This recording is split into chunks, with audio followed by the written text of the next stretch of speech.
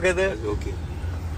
तो जो तुम माफी मांग रहे हो तो तुमको माफी मांगने की जरूरत नहीं है हमारे।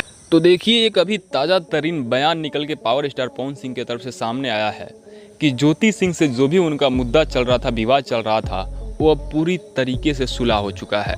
जी हाँ, पवन सिंह अब ज्योति सिंह के साथ दिखने वाले हैं और इस बात को क्लियर इसलिए किए हैं क्योंकि अब ज्योति सिंह का चुनाव प्रचार करने के लिए जाना है और फैंस लगातार पवन सिंह पे, ज्योति सिंह पे प्रेशर डाल रहे थे कि आप सबके बीच जो भी रिश्ता है, अगर नहीं भी है तो उसे आगे क्लियर कर दीजिए, हम लोग तो निफिक्र हो जाए। और जी हाँ, इस चीज़ को ध्यान में रखते हुए power star Pawan Singh live आते हैं और ज्योति सिंह से जो भी उनका विवाद चल रहा होता है उस पर आके क्लियर तरीके से बात करते हैं और बताते हैं कि भाई, हम दोनों का प्रोफेशन अब बदल चुका है।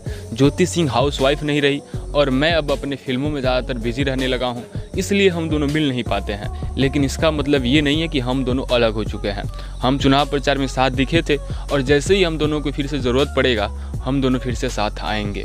जी हाँ, तो पवन सिंह साफ तौर पे क्लियर कर दिए हैं कि ज्योति सिंह के चुनाव प्रचार में काराकाट हो जा रहे हैं, क्योंकि ज्योति सिंह चुनाव काराकाट से ही लौट रही हैं और पावर स्टार पवन सिंह वहाँ पे पहले से ही लोगों का दिल जीत चुके हैं। ज्योति सिंह वहाँ के लोगों का दिल जीत चुकी हैं, तो वहाँ से चुनाव जीतना ईजी रहेगा।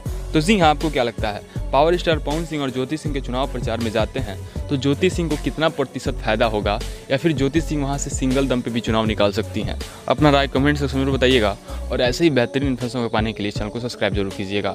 मिलते हैं नए इन्फॉर्मेशन के साथ, तब तक ले जाए टाटा, बाय बाय।